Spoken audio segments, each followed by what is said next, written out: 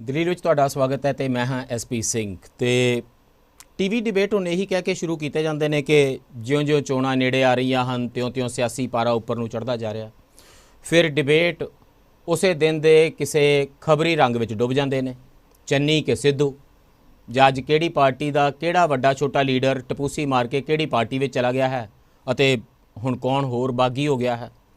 ਬਾਗੀ ਹੋਣ ਵਾਲਾ ਆਪਣੇ ਆਪ ਨੂੰ ਆਜ਼ਾਦ ਕਹਿਣ ਕਹਾਉਣ ਲੱਗ ਜਾਂਦਾ। ਸਾਨੂੰ ਤਾਂ ਉਦੋਂ ਪਤਾ ਲੱਗਦਾ ਕਿ ਪਹਿਲਾਂ ਗੁਲਾਮ ਸੀ। But politics is more than that. ਸਿਆਸਤ ਇਸ ਤੋਂ ਵਧੇਰੇ ਗੰਭੀਰ ਹੁੰਦੀ ਹੈ। ਪਹਿਲੇ ਅਸੀਂ ਕਹਿੰਦੇ ਸੀ ਕਿ ਹਿੰਦੁਸਤਾਨ ਦੀ ਸਿਆਸਤ ਨੂੰ ਸਮਝਣਾ ਹੈ ਤਾਂ ਉੱਤਰ ਪ੍ਰਦੇਸ਼ ਦੀ, ਬਿਹਾਰ ਦੀ, ਤਾਮਿਲਨਾਡੂ, ਬੰਗਾਲ, ਮਹਾਰਾਸ਼ਟਰ ਦੀ ਸਿਆਸਤ ਨੂੰ ਸਮਝੋ। ਕਿਵੇਂ ਸੂਬਿਆਂ ਵਿੱਚ ਜਾਤ, ਧਰਮ, ਕਬੀਲਾ ਜਾਂ ਕਿਸੇ ਅਨੁਸੂਚੀ ਵਿੱਚ ਸ਼ਮੂਲ ਹੋਣਾ ਤਖਤੇ ਦਿੱਲੀ ਦੇ ਤਾਜ ਦਾ ਫੈਸਲਾ ਕਰਦਾ। ਅੱਜ ਪੰਜਾਬ ਵਿੱਚ ਸਿਆਸਤ ਨੂੰ ਚੋਣਾਂ ਦਾ ਬੁਖਾਰ ਚੜ੍ਹਿਆ ਤਾਂ ਨਾਲ ਯੂਪੀ ਵਿੱਚ ਵੀ ਮਾਮਲਾ ਗਰਮ ਹੈ। ਅਸੀਂ ਪੰਜਾਬ ਬਾਰੇ ਤਾਂ ਖੂਬ ਚਰਚਾ ਕਰ ਰਹੇ ਹਾਂ, ਪਰ ਕੇਂਦਰ ਨਾਲ ਲੜਦਾ ਆ ਰਿਹਾ ਅੰਦੋਲਨੀ ਪੰਜਾਬ ਯੂਪੀ ਬਾਰੇ ਬਹੁਤੀ ਬਰੀਕ ਚਰਚਾ ਨਹੀਂ ਕਰ ਰਿਹਾ। ਪਰ ਇੱਕ ਕੰਮ ਹੋਰ ਕਰ ਰਿਹਾ ਹੈ। ਪੰਜਾਬ ਦੀ ਸਿਆਸਤ ਵਿੱਚ ਹੀ ਯੂਪੀ ਵਾਲੀ ਸਿਆਸਤਨੁਮਾ ਚਰਚਾ ਕਰ ਰਿਹਾ ਹੈ। ਦਲਿਤ ਕਿਸ ਪਾਸੇ, ਜੱਟ ਸਿੱਖ ਭਾਈਚਾਰਾ ਕਿੱਧਰ, ਸ਼ਹਿਰੀ ਹਿੰਦੂ ਕਿਸ ਖਾਤੇ। ਮੁੱਖ ਮੰਤਰੀ ਦੇ ਚਿਹਰੇ ਦੀ ਸਿਆਸਤ ਹਿੰਦੂ ਬਨਾਮ ਜੱਟ ਸਿੱਖ ਬਨਾਮ ਦਲਿਤ ਵਾਲੀਆਂ ਲਕੀਰਾਂ ਖਿੱਚ ਕੇ ਖੂਬ ਕੀਤੀ ਗਈ ਹੈ। ਹਾਲੇ ਤੇ ਰਾਹੁਲ ਗਾਂਧੀ ਜੀ ਨੂੰ ਬੋਲਣ ਦਿਓ ਅਗਲੀ ਵਾਰੀ ਚੰਨੀ ਬਨਾਮ ਸਿੱਧੂ ਬਨਾਮ ਜਾਖੜ ਵਾਲਾ ਫੈਸਲਾ ਆ ਲੈਣ ਦਿਓ, ਫਿਰ ਇਹ ਚਰਚਾ ਹੋਰ ਵੀ ਖੂਬ ਹੋਣੀ ਹੈ। ਅਸੀਂ ਪੰਜਾਬ ਵਿੱਚ ਯੂਪੀ ਵਰਗੀ ਸਿਆਸਤ ਦੀ ਗੱਲ ਕਿਉਂ ਕਰ ਰਹੇ ਹਾਂ? ਇਹ ਗੱਲ ਕਰਨ ਲਈ ਅਤੇ ਯੂਪੀ ਦੀ ਗੱਲ ਕਰਨ ਲਈ ਅੱਜ ਸਾਡੇ ਨਾਲ ਹਨ ਡਾਕਟਰ ਪ੍ਰਮੋਦ ਕੁਮਾਰ ਜੀ। ਡਾਕਟਰ ਪ੍ਰਮੋਦ ਕੁਮਾਰ ਜੀ ਸਿਆਸਤ ਨੂੰ, ਇਹਨਾਂ ਨੀਤੀ ਘਾੜਿਆਂ ਨੂੰ, ਸਿਆਸਤ ਦੇ ਅੰਦਰਲੀਆਂ ਤਹਿਆਂ ਨੂੰ ਤੇ ਸਾਡੀ ਸਮਾਜਿਕ ਆਰਥਿਕ ਬਣਤਰ ਦੇ ਆਪਸੀ ਰਿਸ਼ਤਿਆਂ ਨੂੰ ਖੂਬ ਨਜਿੱਠਦੇ ਨੇ। Institute for development and communication ਜਿਹੜਾ ਉੱਤਰੀ ਭਾਰਤ ਦੇ ਵਿੱਚ ਸ਼ਾਇਦ ਸਭ ਤੋਂ ਸਿਰਕੱਢ ਥਿੰਕ ਟੈਂਕ ਹੈ, ਉਸ ਦੇ ਸਰਵੇ ਸਰਵਾ ਹਨ। ਡਾਕਟਰ ਪ੍ਰਮੋਦ ਕੁਮਾਰ ਜੀ, ਬਹੁਤ ਸਾਰੇ ਸਵਾਲ ਨੇ ਅੱਜ ਦੇ ਡਿਬੇਟ ਵਿੱਚ, ਤੇ ਇੱਕ ਆਖਰੀ ਸਵਾਲ ਹੈ, ਉਹ ਭਾਵੇਂ ਤੁਸੀਂ ਜਾਣ ਲੱਗਿਆ ਇਹ ਕਾਗਜ਼ ਦੇ ਪਿਛਲੇ ਪਾਸੇ ਮੈਨੂੰ ਲਿਖ ਕੇ ਦੇ ਦੇਣਾ ਕਿ ਚੋਣਾਂ ਤੋਂ ਬਾਅਦ ਜਦੋਂ ਨਤੀਜੇ ਆਉਣਗੇ ਤੇ ਅਕਾਲੀ ਦਲ ਦੀਆਂ ਕਿੰਨੀਆਂ ਸੀਟਾਂ ਆਉਣਗੀਆਂ, ਭਾਜਪਾ ਦੀਆਂ ਕਿੰਨੀਆਂ ਆਉਣਗੀਆਂ, ਕਿਸਾਨ ਮੋਰਚੇ ਦੀਆਂ ਕਿੰਨੀਆਂ ਆਉਣਗੀਆਂ ਤੇ ਕਾਂਗਰਸ ਦੀਆਂ ਕਿੰਨੀਆਂ ਆਉਣਗੀਆਂ। ਜੇ ਤੁਸੀਂ ਇਹਦਾ ਜਵਾਬ ਪਹਿਲਾਂ ਦੇਣਾ ਤੇ ਮੈਂ ਸਿਰਫ ਇੱਕੋ ਹੀ ਸਵਾਲ ਪੁੱਛ ਕੇ ਤੇ ਆਪਾਂ ਡਿਬੇਟ ਖਤਮ ਕਰ ਦਿੰਦੇ ਕਿ ਬਾਅਦ ਹੀ ਦਿਓਗੇ। ਨਹੀਂ ਤਾਂ ਫਿਰ ਸਾਨੂੰ ਇਹ ਸਮਝਾਓ ਵੀ ਅਸੀਂ ਇਹ ਸਭ ਕਿਉਂ ਡਿਸਕਸ ਕਰ ਰਹੇ ਹਾਂ ਜੋ ਪੰਜਾਬ ਡਿਸਕਸ ਕਰ ਰਿਹਾ ਹੈ।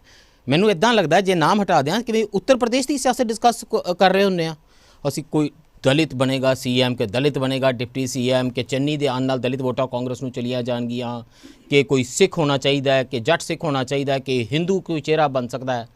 What is this? ਇਹ ਪਹਿਲੀ ਵਾਰੀ ਪੰਜਾਬ ਦੇ ਵਿੱਚ ਹੋ ਰਿਹਾ। ਪੰਜਾਬ ਦੀਆਂ ਮੰਗਾਂ, ਕੇਂਦਰ, ਚੰਡੀਗੜ੍ਹ, ਪੰਜਾਬੀ ਬੋਲਦੇ ਇਲਾਕੇ, ਕੇਂਦਰ ਦੇ ਨਾਲ ਸਾਡਾ ਜਿਹੜਾ ਲਗਾਤਾਰ ਵਿਰਾਸਤੀ ਤਕਰਾਰ ਹੈ, ਅੰਦੋਲਨ ਵਿੱਚੋਂ ਲੰਘ ਕੇ ਆਇਆ ਪੰਜਾਬ ਜਿਹੜਾ 1.5 ਸਾਲ ਸਿੰਘੂ ਬਾਰਡਰ ਦੀ ਯੂਨੀਵਰਸਿਟੀ 'ਤੇ ਬੈਠਾ ਪੜ੍ਹਦਾ ਰਿਹਾ, ਉਹ ਇਹ ਕਿਹੜਾ ਸਿਲੇਬਸ ਡਿਸਕਸ ਕਰ ਰਿਹਾ? ਦੇਖੋ, ਮੈਂ 3 ਦਹਾਕਿਆਂ ਤੋਂ ਪੰਜਾਬ ਦੀ ਰਾਜਨੀਤੀ ਨੂੰ ਸਮਝਣ ਦੀ ਕੋਸ਼ਿਸ਼ ਕਰ ਰਿਹਾ ਜੀ। ਔਰ ਇਹ ਪਹਿਲੀ ਵਾਰ ਹੈ ਮੈਂ ਮਾਯੂਸ ਹੋਇਆ।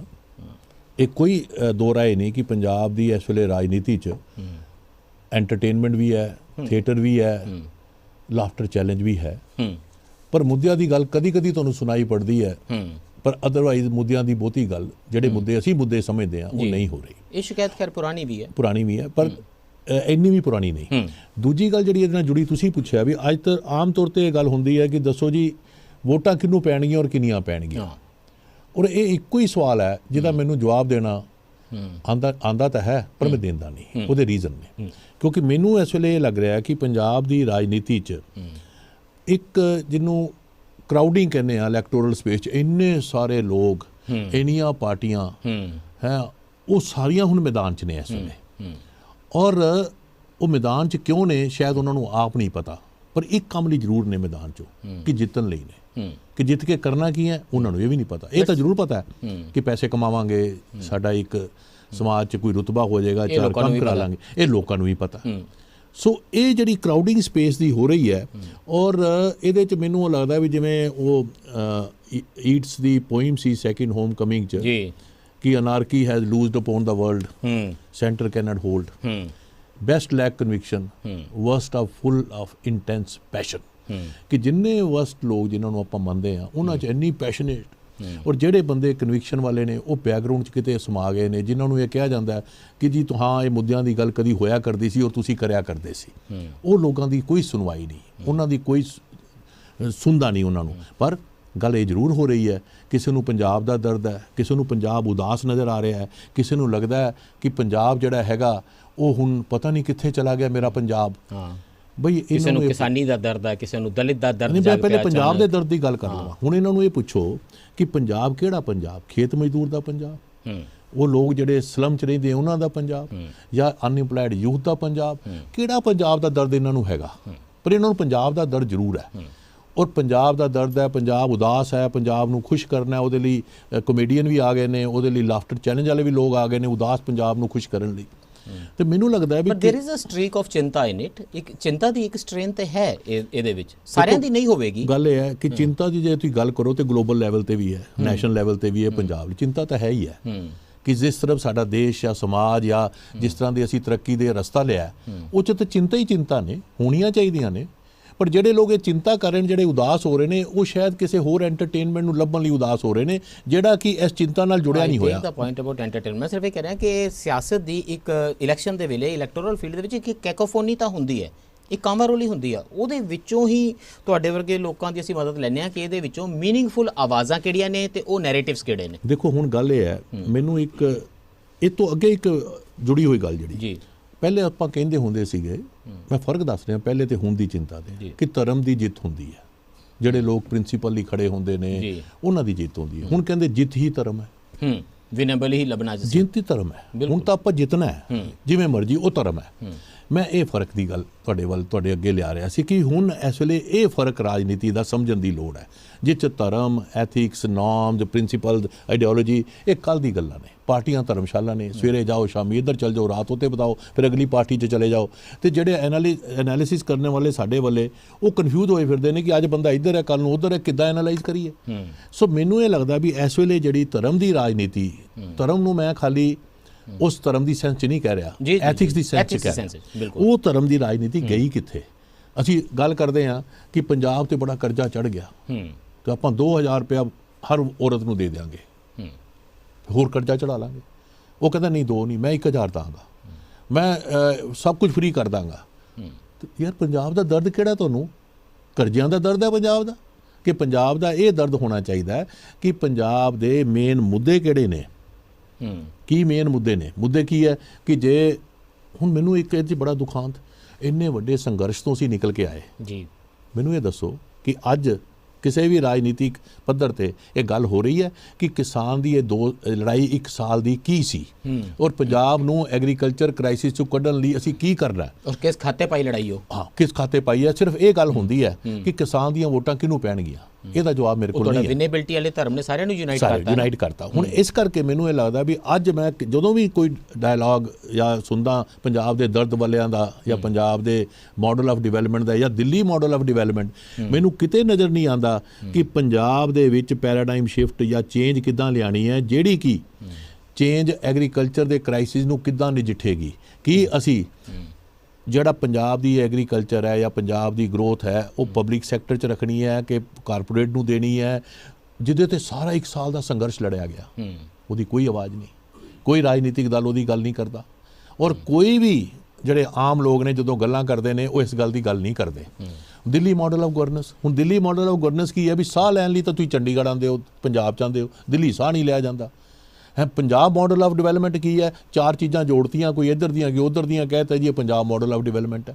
ਤੇ ਮੈਨੂੰ ਇਹ ਅੱਛਾ ਹੁਣ ਜਿਹੜੀ ਉਹ ਕਿਸਾਨ ਦੇ ਵਿੱਚੋਂ ਇਹ ਗੱਲ ਨਿਕਲੀ ਫੈਡਰਲਿਜ਼ਮ ਦੀ, ਸੈਂਟਰ ਸਟੇਟ ਰਿਲੇਸ਼ਨ ਦੀ, ਸੈਂਟਰ ਦੇ ਨਾਲ ਸਟੇਟ ਦਾ ਕੀ ਸੁਣਾਈ ਨਹੀਂ ਦਿੱਤੀ, ਕਿਤੇ ਸੁਣਾਈ ਨਹੀਂ ਦੇ ਰਹੀ ਨਾ। ਤੁਹਾਨੂੰ ਇਹ ਨਜ਼ਰ ਆ ਰਿਹਾ ਕਿ ਵੀ ਲੋਕ ਕਿਸ ਤਰ੍ਹਾਂ ਸੈਂਟਰ ਤੇ ਸਟੇਟਾਂ ਦਾ ਕੀ ਸੰਬੰਧ ਹੋਏਗਾ। ਹੁਣ ਐਗਰੀਕਲਚਰ ਕਮਾਂਡ ਇਕੋਨਮੀ 'ਚ ਰਹੇਗੀ ਜਾਂ ਪਬਲਿਕ ਸੈਕਟਰ 'ਚ ਰਹੇਗੀ, ਜਿੱਥੇ ਸਟੇਟ ਸਪੋਰਟ ਕਰੇਗੀ ਐਗਰੀਕਲਚਰ ਨੂੰ, ਔਰ ਕਿਸ ਹੱਦ ਤੱਕ ਕਰੇਗੀ, MSP ਦੇਗੀ ਨਹੀਂ ਦੇਗੀ, ਕਿਉਂ ਦੇਗੀ, ਡਾਇਵਰਸੀਫਾਈ ਕਰਾਂਗੇ, ਕਿਸ ਹੱਦ ਤੱਕ ਕਰਾਂਗੇ, ਕਿਵੇਂ ਕਰਾਂਗੇ, ਉਹਨੂੰ ਮਾਰਕੀਟ ਨਾਲ ਕਿੱਦਾਂ ਜੋੜਾਂਗੇ, ਪਾਕਿਸਤਾਨ ਦੇ ਨਾਲ ਕਿੱਦਾਂ ਰਿਸ਼ਤੇ ਬਣਾਵਾਂਗੇ, ਟ੍ਰੇਡ ਕਰ ਸਕਾਂਗੇ, ਆਪਣੀ ਉੱਧਰ ਫਸਲਾਂ ਉੱਧਰ ਭੇਜ ਸਕਾਂਗੇ ਜਿੱਥੋਂ ਇਨਕਮ ਹੋ ਸਕੇ।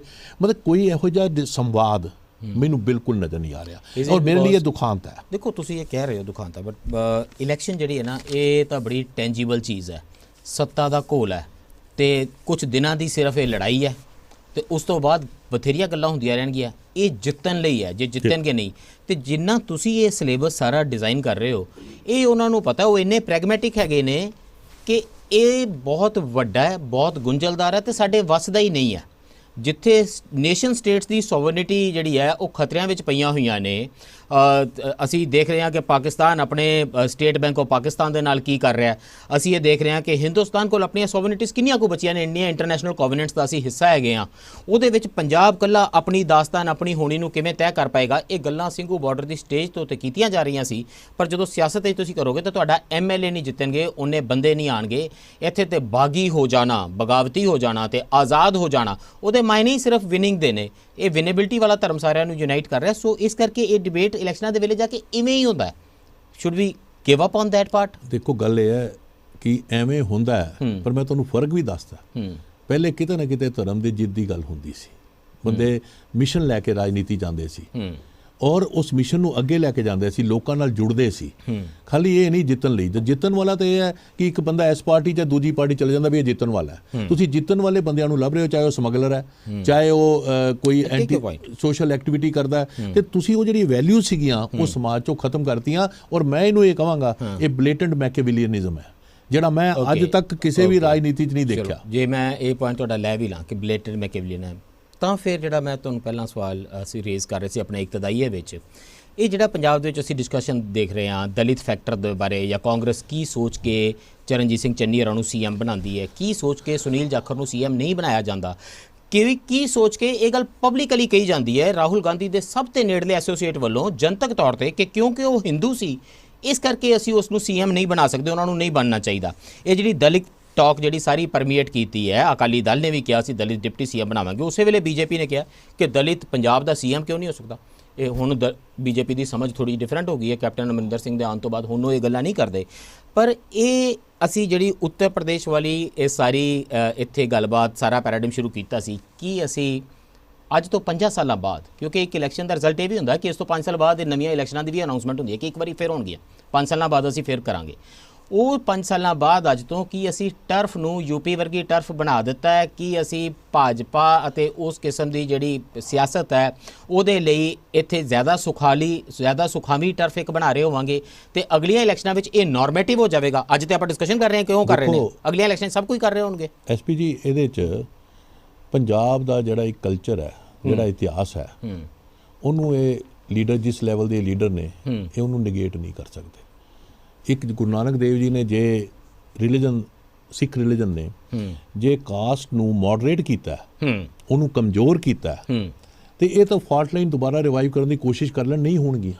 ਇੱਕ ਟ੍ਰੈਡੀਸ਼ਨ ਹੈ ਪੰਜਾਬ ਦਾ, ਇੱਕ ਕਲਚਰ ਹੈ ਜਿਸ 'ਚ ਧਰਮ ਦਾ, ਰਿਲੀਜਨ ਦੇ ਜਾਂ ਕਾਸਟ ਜਿਹੜੇ ਆਪਣੇ ਆਪ 'ਚ ਕੈਟੇਗਰੀ ਨਹੀਂ ਬਣੀਆਂ ਸਮਾਜਿਕ ਤੌਰ 'ਤੇ ਕਲਚਰ ਦੇ ਤੌਰ 'ਤੇ, ਉਹਦਾ ਇੱਕ ਇਤਿਹਾਸ ਹੈ ਪੰਜਾਬ 'ਚ।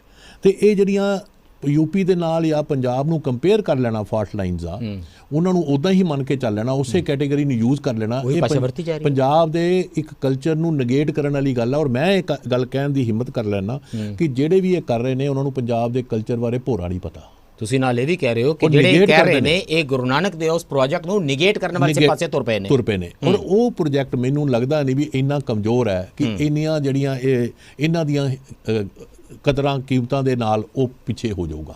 ਦੂਜੀ ਗੱਲ, ਇਹਦੇ 'ਚ ਇੱਕ ਗੱਲ ਹੋਰ ਬੜੀ ਸਮਝਣ ਵਾਲੀ ਹੈ ਕਿ ਲੀਡਰਸ਼ਿਪ ਜਿਹੜੀ ਵਿਨੇਬਿਲਿਟੀ ਨੇ ਇਹ ਵੀ ਗੱਲ ਨੂੰ ਡਿਸਟੋਰਟ ਕਰਤਾ ਕਿ ਤੁਸੀਂ ਪਹਿਲੇ ਲੀਡਰਸ਼ਿਪ ਦਾ ਜਿਹੜਾ, ਮੈਂ ਕਾਂਗਰਸ ਪਾਰਟੀ ਦਾ ਐਗਜ਼ਾਮਪਲ ਲੈ ਲੈਣਾ, ਪਹਿਲੇ ਚੱਲੇ ਕਿ ਜੀ ਜਾਖੜ ਸਾਹਿਬ ਨੂੰ ਅਸੀਂ ਬਣਾਵਾਂਗੇ, ਫਿਰ ਉਹਨਾਂ ਨੇ ਸ਼ਾਮ ਤੱਕ ਅਗਲੇ ਜਦੋਂ ਕੈਪਟਨ ਸਾਹਿਬ ਨੇ ਰਿਜ਼ਾਈਨ ਕਰਤਾ ਤੇ ਲੱਗਿਆ ਹੁਣ ਇਹਨਾਂ ਦੀ ਕੋਈ ਲੋੜ ਨਹੀਂ, ਇੱਕ ਮੋਹਰਾ ਸੀ ਤੇ ਅਸੀਂ ਇੱਕ ਜੱਟ ਸਿੱਖ ਪੈਜੈਂਟ ਕਿਸਾਨ ਉਹਨੂੰ ਬਣਾਵਾਂਗੇ।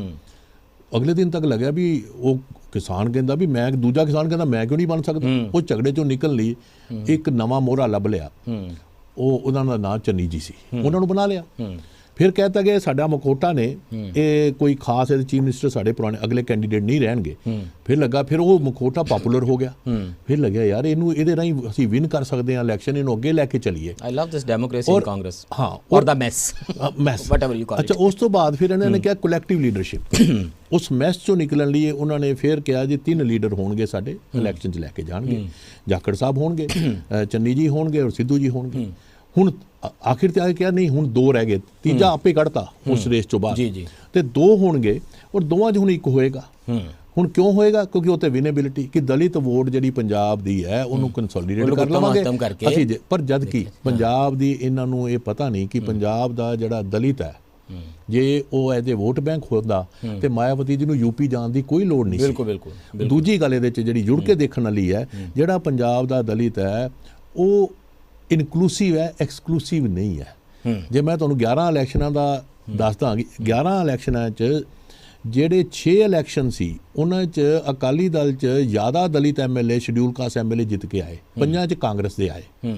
ਔਰ ਉਹ ਹਰ ਪਾਰਟੀ ਦੇ ਵਿੱਚ ਜਿਹੜੇ ਸ਼ਡਿਊਲ ਕਾਸਟ ਸੀਗੇ ਉਹ ਰਿਪਰੈਜ਼ੈਂਟਡ ਸੀ, ਬੀਜੇਪੀ 'ਚ ਵੀ, ਕਮਿਊਨਿਸਟ ਪਾਰਟੀਆਂ 'ਚ। ਸੋ ਪੰਜਾਬ ਦਾ ਦਲਿਤ ਜਿਹੜਾ ਹੈਗਾ ਉਹ ਹਰ ਪੋਲੀਟੀਕਲ ਪਾਰਟੀ 'ਚ, ਔਰ ਉਹ ਇਨਕਲੂਸਿਵ ਹੈ, ਉਹ ਐਕਸਕਲੂਸਿਵ ਨਹੀਂ ਹੈ। ਇਸ ਤਰ੍ਹਾਂ ਹੀ ਪੰਜਾਬ ਦਾ ਹਿੰਦੂ, ਜਿਹੜੇ ਹਿੰਦੂ ਨੂੰ ਹੁਣ ਐਕਸਕਲੂਸਿਵ ਮੰਨ ਕੇ ਚੱਲਦਾ ਹੈ ਕਿ ਬੀਜੇਪੀ ਨੂੰ ਕਦੀ ਵੀ ਜਦੋਂ ਇਕੱਲੇ ਲੜੇ ਇਲੈਕਸ਼ਨ 1992 ਤੋਂ ਪਹਿਲੇ 6-7% ਤੋਂ ਵੱਧ ਵੋਟ ਨਹੀਂ ਸੀ ਆਉਂਦੀ, ਜਦਕਿ ਹਿੰਦੂ ਦੀ ਪਾਪੂਲੇਸ਼ਨ ਜੇ ਆਪਾਂ ਦੇਖੀਏ ਤੇ 30-35% ਤਾਂ ਹੈ ਹੀ ਹੈ ਜੇ ਆਪਾਂ ਵਿੱਚੋਂ ਕੱਢ ਲਈਏ। ਬੈਲੈਂਸਿੰਗ ਡੈਮੋਗ੍ਰਾਫਿਕ ਫੈਕਟਰ ਬਿਲਕੁਲ। ਅੱਛਾ, ਔਰ ਪਰ ਉਸ ਤੋਂ ਬਾਅਦ ਹੁਣ ਜਦੋਂ ਅਕਾਲੀ ਦਲ ਨਾਲ ਮਿਲੇ ਬੀਜੇਪੀ ਵਾਲੇ, ਉਹਨਾਂ ਦੀਆਂ 8 ਜਾਂ 9% ਦੇ ਕਰੀਬ ਵੋਟ ਸ਼ੇਅਰ ਹੋ ਗਿਆ।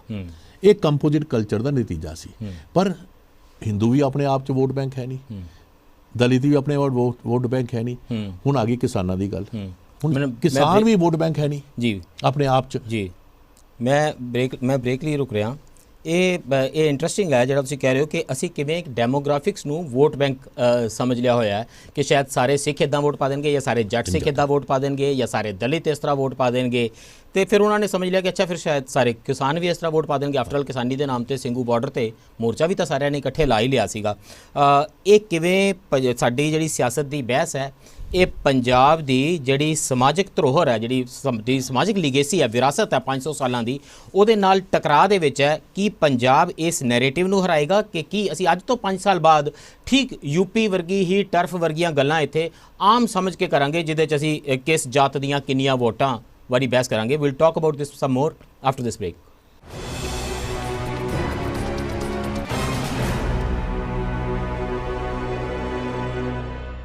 ਬ੍ਰੇਕ ਤੋਂ ਬਾਅਦ ਫਿਰ ਸਵਾਗਤ ਹੈ ਜੀ। ਚਰਚਾ ਕਰ ਰਹੇ ਹਾਂ ਪੰਜਾਬ ਦੇ ਵਿੱਚ ਜਿਸ ਕਿਸਮ ਦਾ ਸਿਆਸੀ ਡਿਬੇਟ ਹੋ ਰਿਹਾ, ਜਿਸ ਨੇ ਤੁਹਾਡੀ ਮਦਦ ਕਰਨੀ ਹੈ ਫੈਸਲਾ ਲੈਣ ਲਈ ਕਿ ਤੁਸੀਂ ਜਾ ਕੇ ਕਿਸ ਤਰ੍ਹਾਂ ਦੀ ਸਰਕਾਰ ਚੁਣਨੀ ਹੈ, ਤੇ ਉਸ ਡਿਬੇਟ ਦੇ ਉੱਤੇ ਤੁਹਾਡਾ ਇਹ ਫੈਸਲਾ ਕਿੰਨਾ ਕੁ ਸਾਰਥਕ ਹੋ ਸਕਦਾ ਹੈ।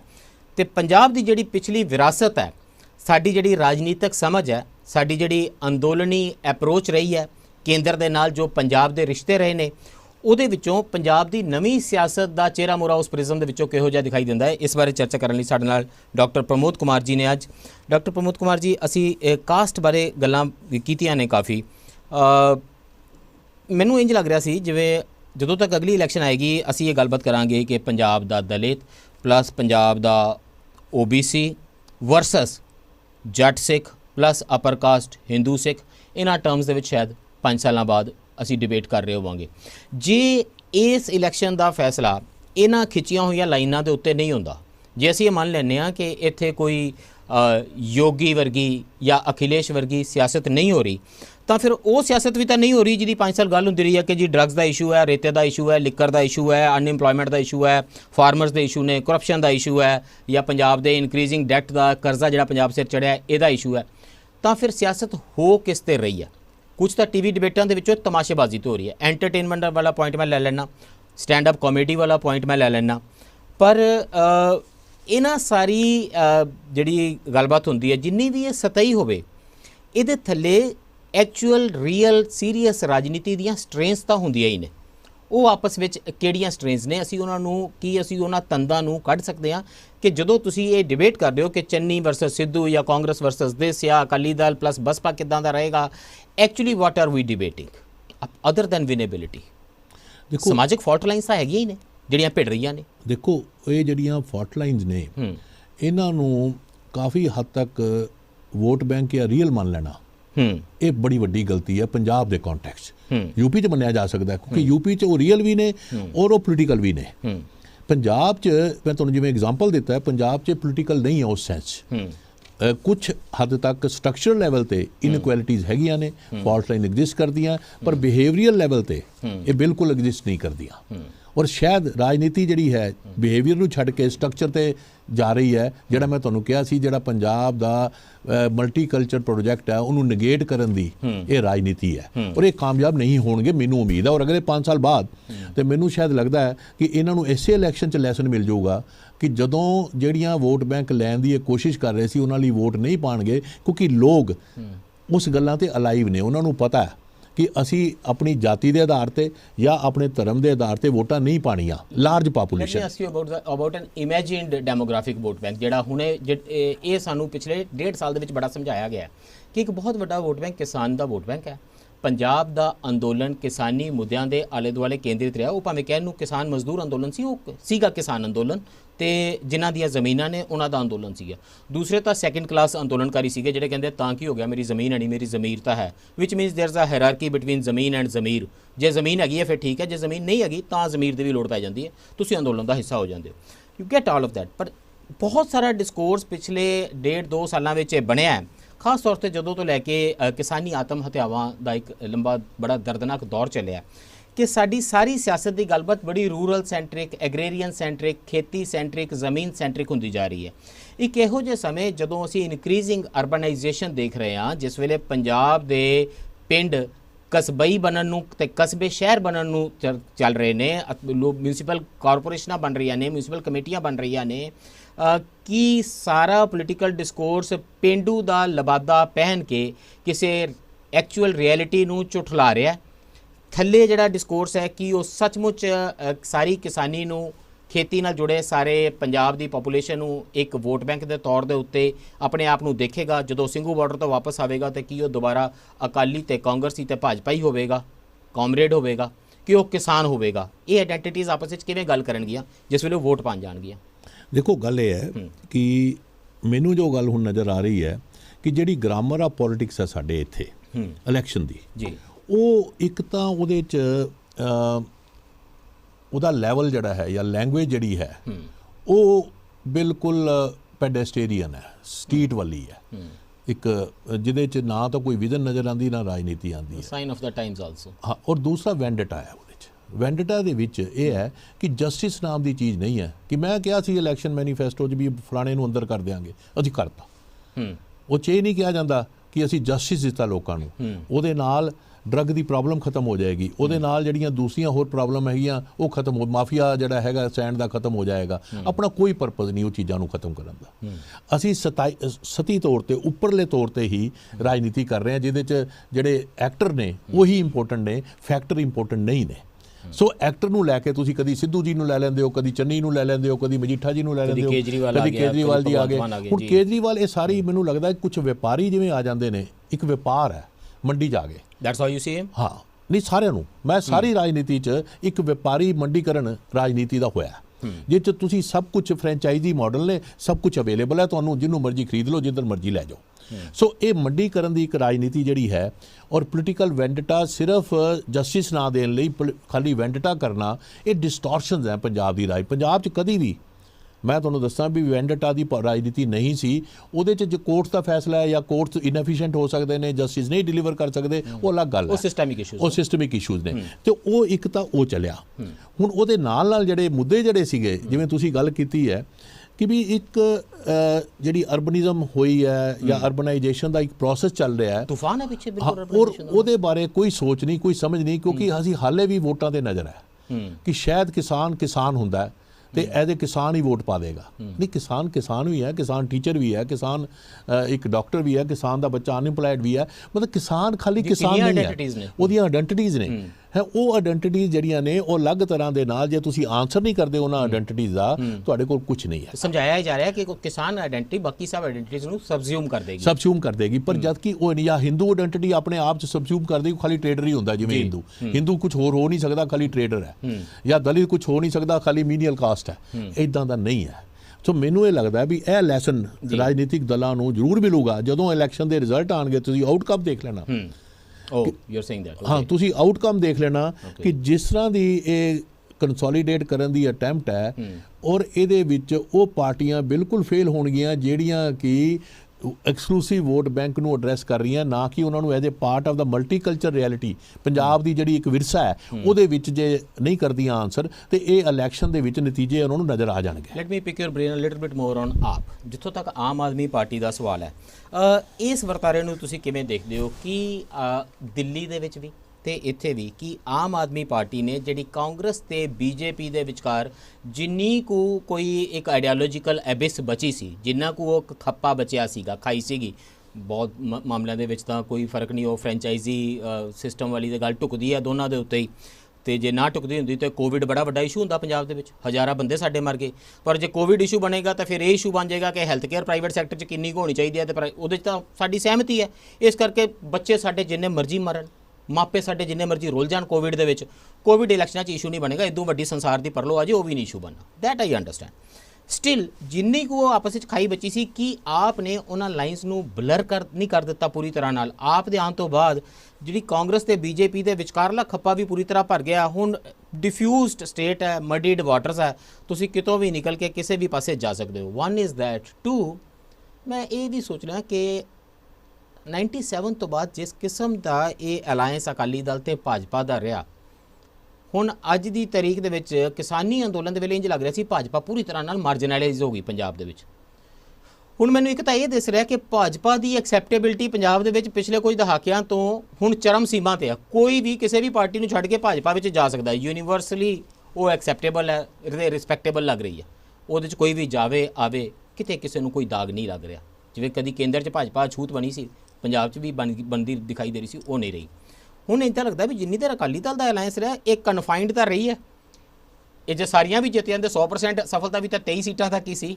ਨਾਓ you watch Bhajpa plus all these parties ਜਿਹੜੇ ਕੱਲ ਤੱਕ ਅਕਾਲੀ ਸੀ, ਕੱਲ ਤੱਕ ਕਾਂਗਰਸੀ ਸੀ, ਟਕਸਾਲੀ ਕਾਂਗਰਸੀ, ਟਕਸਾਲੀ ਅਕਾਲੀ, ਕੋਈ ਦੇ ਨਾਂ ਨਾਲ ਟਕਸਾਲੀ ਵੱਜਦਾ ਸੀ, ਇਹ ਸਾਰੇ ਹੁਣ ਉਹ 117 ਤੇ ਲੜ ਰਹੇ ਨੇ। ਇਹਦੇ 'ਚ ਦੋ ਤਿੰਨ ਗੱਲਾਂ। ਪਹਿਲੀ ਤਾਂ ਗੱਲ ਜਿਹੜੀ ਵਿਚਾਰਧਾਰਾ ਨਾਲ ਜੁੜੀ ਹੋਈ ਹੈ ਕਿ ਜਿਹਨੂੰ ਮੈਂ ਮੈਨੂਫੈਸਟੋ ਤੇ ਮੈਨੀਫੈਸਟੋ, ਮੈਨੂ ਕਾਰਡ ਅਪਰੋਚ ਤੇ ਮੈਨੀਫੈਸਟੋ ਅਪਰੋਚ।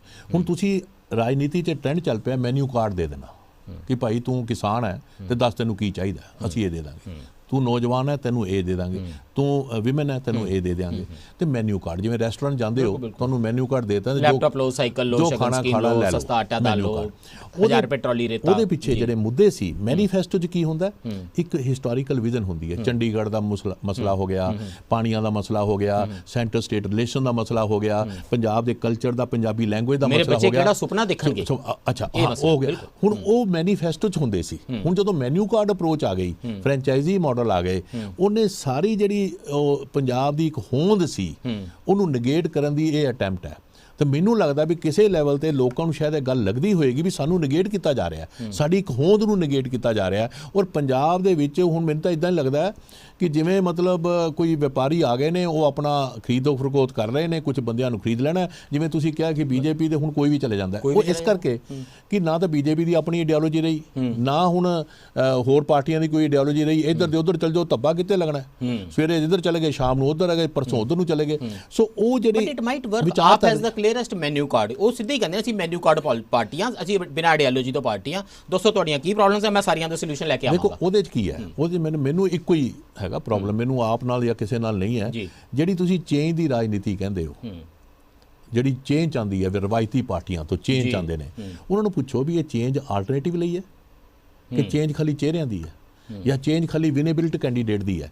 ਤੇ ਅਸੀਂ ਜਦੋਂ ਕੈਂਡੀਡੇਟ ਦੇਖਦੇ ਹਾਂ, ਕੋਈ ਵੀ ਪਾਰਟੀ ਕੋ ਵਿਨੇਬਲ ਕੈਂਡੀਡੇਟ ਲਿਆ ਰਹੀ ਹੈ, ਉਹ ਚੇਂਜ ਹੁਣ ਚੇਂਜ ਚਿਹਰੇ ਬਦਲ ਦਿਓਗੇ ਤੇ ਪਿੱਛੇ ਰਾਜਨੀਤੀ ਦਾ ਨਹੀਂ ਬਦਲਣੀ। ਵਾਲੇ ਜਿਹੜੇ ਗੋਲ ਖਿਲਾ ਰਹੇ ਨੇ, ਜਿਹੜੇ ਅੰਦੋਲਨ ਤੋਂ ਵਾਪਸ ਆ ਕੇ ਗੋਲ ਖਿਲਾ ਰਹੇ ਨੇ, ਉਹ ਵੀ ਸਾਹਮਣੇ ਦਿਖਾਈ ਦੇ ਰਹੇ ਨੇ। ਇਸ ਕਰਕੇ ਮੈਂ ਤੁਹਾਨੂੰ ਕਿਹਾ ਇਹ ਆਲਟਰਨੇਟ ਪੋਲਿਟਿਕਸ ਪੰਜਾਬ ਦੀ ਕੀ ਹੋਣੀ ਚਾਹੀਦੀ ਸੀ, ਉਹਦੇ ਤੇ ਵਿਚਾਰ ਹੋਣਾ ਚਾਹੀਦਾ ਹੈ। ਆਲਟਰਨੇਟ 'ਚ ਅਸੀਂ ਜਿਹੜੀ ਪਹਿਲੀ ਗੱਲ ਕੀਤੀ ਕਿ ਅਸੀਂ ਕਮਾਂਡ ਇਕਨੋਮੀ ਤੋਂ ਮਾਰਕੀਟ ਇਕਨੋਮੀ ਵੱਲ ਗਏ ਹਾਂ, ਉਹਦੇ ਰਸਤਾ ਕਿਹੜਾ ਕਰਨਾ, ਮੋਡਰੇਸ਼ਨ ਕਿੱਦਾਂ ਕਰਨੀ ਹੈ, ਖੇਤ ਮਜ਼ਦੂਰ ਨੂੰ ਵੀ ਉਹਦੀ MSP ਜੇ ਵਧੇ ਤੇ ਉਹਨੂੰ ਤਨਖਾਹ ਪੂਰੀ ਮਿਲੇ। ਇਸ ਤਰ੍ਹਾਂ ਹੀ ਜਿਹੜਾ ਯੂਥ ਕੁਆਲਿਟੀ ਐਜੂਕੇਸ਼ਨ ਔਰ ਹੈਲਥ ਦੇ ਮੁੱਦੇ ਆਣ, ਇਦਾਂ ਹੀ ਜਿਹੜੇ ਮੁੱਦੇ ਨੇ ਕਿ ਡਾਇਵਰਸੀਫਿਕੇਸ਼ਨ ਕਿੱਦਾਂ ਕਰਨੀ ਹੈ, ਇਨਕਮ ਕਿੱਦਾਂ ਡਬਲ ਕਰਨੀ ਹੈ ਫਾਰਮਰ ਦੀ, ਕਿਸ ਤਰ੍ਹਾਂ ਮਤਲਬ ਜਿਹੜੀ ਵਿਮਨ ਨੇ ਉਹਨਾਂ ਨੂੰ ਕਿਸ ਤਰ੍ਹਾਂ ਪ੍ਰੋਡਕਟਿਵ ਬਣਾਉਣਾ, ਔਰ ਕਿਸ ਤਰ੍ਹਾਂ ਕਿ ਯੂਥ ਜਿਹੜਾ ਡਰੱਗ ਵੱਲ ਨਾ ਜਾਵੇ ਔਰ ਪ੍ਰੋਡਕਟਿਵ ਬਣੇ, ਹੈਲਥੀ ਯੂਥ ਬਣੇ। ਇਹ ਸਾਰੇ ਮੁੱਦੇ ਗਏ ਕਿੱਥੇ, ਮੈਨੂੰ ਤਾਂ ਨਜ਼ਰ ਨਹੀਂ ਆਉਂਦੇ। ਇਹ ਆਲਟਰਨੇਟ ਰਾਜਨੀਤੀ ਦੇ ਮੁੱਦੇ ਨੇ, ਇਹਨਾਂ ਦਾ ਹੱਲ ਕਿੱਦਾਂ ਲੱਭਣਾ ਹੈ। ਉਹ ਕਹਿੰਦੇ ਸਿਆਸਤ ਵਾਲਾ ਕੰਮ ਕਰ ਲਈਏ, ਪਹਿਲਾਂ ਇੱਕ ਸਰਕਾਰ ਬਣਾ ਲਈਏ, ਫਿਰ ਇਹ ਮੁੱਦੇ ਡਿਸਕਸ ਕਰ ਲਾਂਗੇ। ਇਸ ਵੇਲੇ ਅਸੀਂ ਇਹਦੇ 'ਚ ਰਿਪਲੇਸਮੈਂਟ ਕੀ ਲਿਆਂਦੀ ਹੈ, ਕੰਪੀਟੀਟਿਵ ਪੋਪੂਲਿਜ਼ਮ ਲਿਆਂਦਾ। ਅੱਛਾ ਉਹ ਵੀ distorted will talk about that, competitive populism ਵੀ ਤੇ ਫਿਰ ਉਹ ਹਿੱਸਾ ਵੀ ਸਾਡੀ ਬਹਿਸ ਦਾ ਜਿੱਥੇ ਸੱਚਮੁੱਚ ਇਹ ਨਹੀਂ ਸਮਝ ਆ ਰਿਹਾ ਕਿ ਉਹ ਆਪਾਂ, ਮੈਂ ਤਾਂ ਬਹੁਤ ਜਵਾਨ ਸੀਗਾ ਉਦੋਂ, ਤੇ ਤੁਸੀਂ ਉਦੋਂ ਵੀ ਰਾਜਨੀਤੀ ਨੂੰ ਪੜ੍ਹ ਰਹੇ ਸੀ, ਜਿੱਥੇ ਮੰਡਲ ਤੇ ਕਮੰਡਲ ਇੱਕ ਦੂਜੇ ਵਿੱਚ ਵੱਜ ਰਹੇ ਸੀਗੇ ਤੇ ਇਸ ਦੇਸ਼ ਦੀ ਕਿਸਮਤ ਤੈਅ ਹੋ ਰਹੀ ਸੀ। ਉੱਥੇ ਤੇ ਹੁਣ ਮੈਨੂੰ ਇਹ ਨਹੀਂ ਸਮਝ ਆ ਰਿਹਾ ਕਿ ਮੰਡਲ ਨਾਲ ਲੜਨਾ ਹੈ ਕਿ ਕਮੰਡਲ ਨਾਲ ਲੜਨਾ ਹੈ, ਕਿ ਦੋਨੋਂ ਹੀ ਪਾਰਟੀ ਨੇ ਆਪਣੇ ਕਬਜ਼ੇ ਵਿੱਚ ਕਰ ਲੈਣੇ ਤੇ ਮੰਡਲ ਕਮੰਡਲ ਦੋਨਾਂ ਨੇ ਇਕੱਠਿਆਂ ਲੜਨਾ ਹੈ। ਪੰਜਾਬ ਦੇ ਵਿੱਚ ਵੀ ਥੋੜਾ ਥੋੜਾ ਉਹ ਕਰ ਹੀ ਰਹੇ ਨੇ, ਉਹਦੇ ਬਾਰੇ ਥੋੜੀ ਹੋਰ ਗੱਲ ਕਰਾਂਗੇ ਆਫਟਰ ਦਿਸ ਬ੍ਰੇਕ।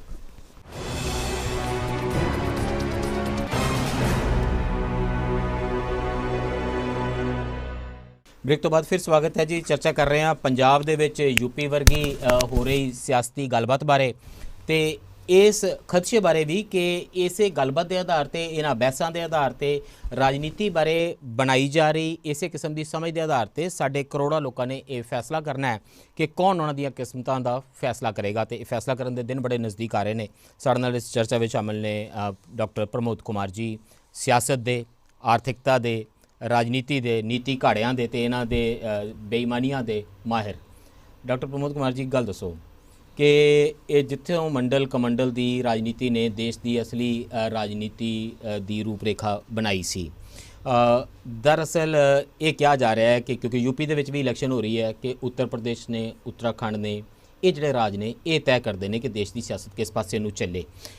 ਪੰਜਾਬ ਦੇ ਵਿੱਚ ਜੇ ਉਹਨਾਂ ਦੀ ਕੋਈ ਅੱਖ ਹੈ, ਜੇ ਭਾਜਪਾ ਪੰਜਾਬ ਦੇ ਵਿੱਚ ਕੋਈ ਕੰਮ ਕਰ ਰਹੀ ਹੈ, ਚਾਹੇ ਸਿੱਖ ਕਮਿਊਨਿਟੀ ਦੇ ਪ੍ਰਤੀ ਇੱਕ ਅਪਰੋਚ ਅਪਣਾ ਰਹੀ ਹੈ ਜਾਂ ਪੰਜਾਬ ਦੇ ਪ੍ਰਤੀ ਉਹ ਇੰਨੀ ਪ੍ਰੋਐਕਟਿਵ ਹੋਈ ਹੈ, ਇੰਨਾ ਜ਼ਿਆਦਾ ਗਹਿਰੀ ਨਿਗਾਹ ਰੱਖ ਰਹੀ ਹੈ, ਤਾਂ ਇਹਦਾ ਕਾਰਨ ਵੀ ਇਹ ਹੈ ਕਿ ਉਹਨਾਂ ਦੀ ਅੱਖ 2024 ਦੇ ਉੱਤੇ। ਹੁਣ ਯੂਪੀ ਦੇ ਵਿੱਚ ਜਿਹੜੀ ਇਲੈਕਸ਼ਨ ਹੋਣੀ ਹੈ ਉੱਥੇ ਤਾਂ ਜਿਹੜੀਆਂ ਗੱਲਾਂ ਤੁਸੀਂ ਇੱਥੇ ਕਹਿੰਦੇ ਹੋ ਕਿ ਇਹ ਨਹੀਂ ਚੱਲਣਗੀਆਂ, ਉੱਥੇ ਤਾਂ ਕਾਸਟ, ਰਿਲੀਜਨ, ਇਹਨਾਂ ਦਾ ਇੰਟਰਪਲੇ ਇਹ ਬੜੀ ਕਾਮਨ ਗੱਲ ਹੈ ਤੇ ਸਿਆਸਤ ਹੁੰਦੀ ਇਹਦੇ ਬਾਰੇ। ਉੱਥੇ ਕੋਈ ਇਲੀਟ ਨਾਨ ਇਲੀਟ ਦੀ, ਕੋਈ ਆਊਟਸਾਈਡਰ ਜਾਂ ਪਲੀਬੀਅਨ ਦੀ ਸਿਆਸਤ ਨਹੀਂ ਹੁੰਦੀ। ਇੱਕ ਉੱਥੇ ਨਹੀਂ ਸਮਝ ਆ ਰਿਹਾ ਕਿ ਇੱਕ ਤਾਂ ਉਹਨਾਂ ਕੋਲ ਯੋਗੀ ਆਦਿੱਤਿਆਨਾਥ ਹੈ ਜਿਹੜਾ ਜ਼ਾਹਿਰਾ ਤੌਰ ਦੇ ਉੱਤੇ ਮੰਦਿਰ ਮੂਵਮੈਂਟ ਦਾ ਮੈਂ ਉਸ ਨੂੰ ਰਿਪਰੈਜ਼ੈਂਟੇਟਿਵ ਸਮਝ ਲੈਣਾ, ਕਿਉਂਕਿ ਉਹ ਤਾਂ ਲੋਕ ਕਹਿ ਵੀ ਰਹੇ ਸਨ ਕਿ ਸ਼ਾਇਦ ਅਯੁੱਧਿਆ ਤੋਂ ਹੀ ਇਲੈਕਸ਼ਨ ਲੜਨਾ ਹੈ। ਇਹ ਤਾਂ ਭਾਜਪਾ ਨੇ ਗੋਰਖਪੁਰ ਭੇਜ ਦਿੱਤਾ, ਕੁਝ ਉਹਨਾਂ ਦੀ ਆਪਣੀ ਇੰਟਰਨਲ ਪੋਲਿਟਿਕਸ ਹੋਏਗੀ। ਦੂਸਰਾ, ਮੈਂ ਉੱਥੇ ਭਾਜਪਾ ਦਾ ਓਬੀਸੀਕਰਨ ਹੁੰਦਾ ਵੀ ਬਹੁਤ ਦੇਖਿਆ। ਹਿੰਦੂ ਹਿਰਦਿਆ ਸਮਰਾਟ ਜਿਹੜਾ ਗੁਜਰਾਤ ਤੋਂ ਆਇਆ ਸੀ, ਜਦੋਂ ਬਨਾਰਸ ਜਾ ਕੇ ਲੜਦਾ ਹੈ ਉਸ ਵੇਲੇ ਉਹਦਾ ਓਬੀਸੀ ਸਟੇਟਸ ਦੱਸਿਆ ਜਾਂਦਾ ਲੋਕਾਂ ਨੂੰ, ਉਹਦਾ ਮੰਡਲੀਕਰਨ ਕੀਤਾ ਜਾਂਦਾ ਮੰਦਰੀਕਰਨ ਦੀ ਬਜਾਏ। ਹੁਣ ਉੱਥੇ ਭਾਜਪਾ ਕਿਹੜੀ ਪੋਲਿਟਿਕਸ ਕਰੇਗੀ? ਅਸੀਂ ਉੱਥੇ ਮੰਡਲ ਦੇਖਾਂਗੇ ਕਿ ਕਮੰਡਲ ਦੇਖਾਂਗੇ ਕਿ ਮੰਡਲ ਕਮੰਡਲ ਦੋਨੋਂ ਹੀ ਭਾਜਪਾ ਦੇ ਹੱਥ 'ਚ ਨੇ, ਕਾਂਗਰਸ ਉਹਦੇ 'ਚੋਂ ਗਾਇਬ ਹੈ ਤੇ ਜਿਹੜੀ ਇਹ ਐਸਪੀ ਪਲੱਸ ਆਰਐਲਡੀ ਵਾਲੀ ਜਿਹੜੀ ਪੋਲਿਟਿਕਸ ਹੈ ਇਹ ਉੱਥੇ ਕਿੱਦਾਂ ਦਾ ਗੁਲ ਖਿਲਾਏਗੀ? ਤੇ ਸਾਨੂੰ ਪੰਜਾਬ ਵਾਲਿਆਂ ਨੂੰ ਇਹਦੇ ਬਾਰੇ ਕਿਉਂ ਨਜ਼ਰ ਰੱਖਣੀ ਚਾਹੀਦੀ ਹੈ ਕਿ ਯੂਪੀ ਵਿੱਚ ਕੀ ਹੋ ਰਿਹਾ ਹੈ? ਇਵੈਂਚੁਅਲੀ ਅਸੀਂ ਤਾਂ ਉਸ ਫੈਡਰਲ ਸਿਸਟਮ ਤੇ ਬੰਨੇ ਹੋਏ ਹਾਂ ਜਿੱਥੇ ਜੋ ਕਰਨਾ ਦਿੱਲੀ ਨੇ ਕਰਨਾ। ਦੇਖੋ, ਇਹ ਤੁਸੀਂ ਬੜੀ ਵਧੀਆ ਗੱਲ ਕੀਤੀ ਹੈ। ਹੁਣ ਜਿਵੇਂ ਯੂਪੀ 'ਚ ਇਹ ਗੱਲ ਹੁੰਦੀ ਹੈ ਤਾਂ ਮੈਂ ਕਈ ਵਾਰ ਸੋਚਦਾ ਕਿ ਪੰਜਾਬ ਦਾ ਹਿੰਦੂ ਰਾਮ ਜਨਮ ਭੂਮੀ ਨਾਲ ਕਿਉਂ ਨਹੀਂ ਜੁੜਿਆ। ਇਹਨਾਂ ਦਾ ਕੋਈ ਜੱਥਾ ਉੱਥੇ ਕਦੀ ਨਹੀਂ ਗਿਆ। ਮੈਨੂੰ ਇਹ ਬੜਾ ਚੰਗਾ ਵੀ ਲੱਗਦਾ ਵੈਸੇ ਕਈ ਗੱਲ ਤੇ, ਔਰ ਮੈਨੂੰ ਇਹ ਲੱਗਦਾ ਕਿ ਪੰਜਾਬ ਦਾ ਹਿੰਦੂ ਆਪਣੇ ਆਪ 'ਚ 50% ਤਾਂ ਸਿੱਖ ਹੋਣਾ, 25% ਸਨਾਤਨੀ ਹੈ, 25% ਆਰੀਆ ਸਮਾਜੀ ਹੈ। ਕੋਈ ਹਿੰਦੂ ਨਹੀਂ ਹੈ, he is no lesser Hindu than any other Hindu. ਹਾਂ, ਪਰ ਆਪਣੇ ਆਪ 'ਚ ਇਹ ਇੱਕ ਨਵੀਂ ਹਿੰਦੂ ਦੀ ਪਰਿਭਾਸ਼ਾ ਹੈ। ਇਹ ਹਿੰਦੂਤਵ ਵਾਲਾ ਹਿੰਦੂ ਨਹੀਂ ਹੈ। ਹੁਣ ਜਦੋਂ ਇਹ ਹਿੰਦੂਤਵ ਵਾਲਾ ਹਿੰਦੂ ਨਹੀਂ ਹੈ, ਇਹਨੂੰ ਬਣਾਉਣ ਦੀ ਕੋਸ਼ਿਸ਼ ਹੋ ਰਹੀ ਹੈ ਹਿੰਦੂਤਵ ਵਾਲਾ ਹਿੰਦੂ। ਹੁਣ ਇਹ ਗੱਲ ਹੋ ਰਹੀ ਹੈ ਕਿ ਪੰਜਾਬ ਦੇ ਵਿੱਚ ਜੇ ਅਸੀਂ ਇਹ ਡਿਸਕੋਰਸ ਲਿਆਣਾ ਤੇ ਬ੍ਰਾਹਮਣ ਕਿੱਥੋਂ ਲਿਆਓਗੇ? ਪੰਜਾਬ 'ਚ ਤਾਂ ਬ੍ਰਾਹਮਣ ਹੈ ਨਹੀਂ, ਬਾਹਰੋਂ ਲੈਣੇ ਪੈਣਗੇ, ਕਿਉਂਕਿ ਪੰਜਾਬ ਦੇ ਵਿੱਚ ਜਿਹੜੀਆਂ ਕਈ ਕਾਸਟ ਐਗਜ਼ਿਸਟ ਹੀ ਨਹੀਂ ਕਰਦੀਆਂ, ਜਿਹੜੀਆਂ ਮੋਡਰੇਟ ਹੋ ਕੇ ਸਿਨਕ੍ਰੈਟਿਕ ਕਲਚਰ ਹੈ, ਉਹਨੂੰ ਖਤਮ ਕਰਨ ਲਈ ਬੜਾ ਵੱਡਾ ਪ੍ਰੋਜੈਕਟ ਹੈ। ਮੈਨੂੰ ਲੱਗਦਾ ਵੀ ਇਹ ਸ਼ਾਇਦ ਬੀਜੇਪੀ ਆਪਣੇ ਪੂਰਾ ਜਿੰਮਾ ਲੈਣਾ ਵੀ ਨਹੀਂ ਚਾਹੁੰਦੀ ਪੰਜਾਬ 'ਚ ਵੀ। They are at it, don't worry, they are at it. ਉਹ ਮਿਹਨਤੀ ਲੋਕ ਨੇ। ਅੱਛਾ, ਪਰ ਉਹ ਕਰ ਵੀ ਲੈਣਗੇ, ਹੋਏਗਾ ਨਹੀਂ, ਕਿਉਂਕਿ ਨਾ ਜਿਵੇਂ ਆਰਿਆ ਸਮਾਜ ਹੈ, ਸਵਾਮੀ ਦਇਆਨੰਦ ਨੂੰ ਨਿਗੇਟ ਕਰਨਾ, ਬਾਬਾ ਨਾਨਕ ਜੀ ਨੂੰ ਨਿਗੇਟ ਕਰਨਾ, ਇੰਨੇ ਗੁਰੂਆਂ ਦੀ ਟ੍ਰੈਡੀਸ਼ਨ ਨੂੰ ਨਿਗੇਟ ਕਰਨਾ ਸ਼ਾਇਦ ਇਸ ਸੈਂਚੁਰੀ 'ਚ ਨਹੀਂ ਹੋ ਪਾਏਗਾ। ਮੈਨੂੰ ਉਮੀਦ ਹੈ, ਮੈਨੂੰ ਪੂਰੀ ਉਮੀਦ ਹੈ ਤੁਹਾਡੀ ਗੱਲ ਮੰਨ ਜਾਂਦਾ। ਮੈਂ ਕਾਲਜ ਸਟੂਡੈਂਟ ਸੀਗਾ ਜਿਸ ਵੇਲੇ ਅਡਵਾਨੀ ਜੀ ਰੱਥ ਲੈ ਕੇ ਜਾ ਰਹੇ ਸੀ ਤੇ ਐਨਡੀ ਤਿਵਾਰੀ ਨੇ ਕਿਹਾ ਕਿ ਕੁਝ ਨਹੀਂ ਹੋਗਾ, राम मंदिर के रथ से कुछ नहीं होगा, मैं विकास यात्रा निकालूंगा। He was the last chief minister at that time. तो एनडी तिवारी ਦੀ ਵਿਕਾਸ ਯਾਤਰਾਵਾਂ ਲੈ ਕੇ ਨਿਕਲ ਪਏ। ਕਿਸੇ ਨੂੰ ਯਾਦ ਵੀ ਹੈ ਕਿ ਐਨਡੀ ਤਿਵਾਰੀ ਵਿਕਾਸ ਯਾਤਰਾ ਤੇ ਗਿਆ ਸੀ? ਬਣਾ ਦਿੱਤਾ ਨਾ ਉਹਨਾਂ ਨੇ ਉੱਥੇ। ਉਹ ਠੀਕ ਹੈ, ਪਰ ਹੁਣ ਇਹਦੇ ਚ ਮੈਂ ਨਾਲ ਜੁੜੀ ਹੋਈ ਗੱਲ ਕਹਿ ਦੇਣਾ, ਚੰਨੀ ਫੈਕਟਰ, ਡੇਰਾ ਫੈਕਟਰ ਹੈ, ਡੋਲਸ ਫੈਕਟਰ, ਡੋਲਸ ਫ੍ਰੀਬੀਜ਼ ਜਿਹੜੀਆਂ ਜੀ। ਸੋ ਇਹ ਤਿੰਨੋਂ ਹੀ ਡੀਮੋਨੇਟਾਈਜ਼ ਕਰੰਸੀਜ਼ ਨੇ ਪੰਜਾਬ 'ਚ। That's very interesting.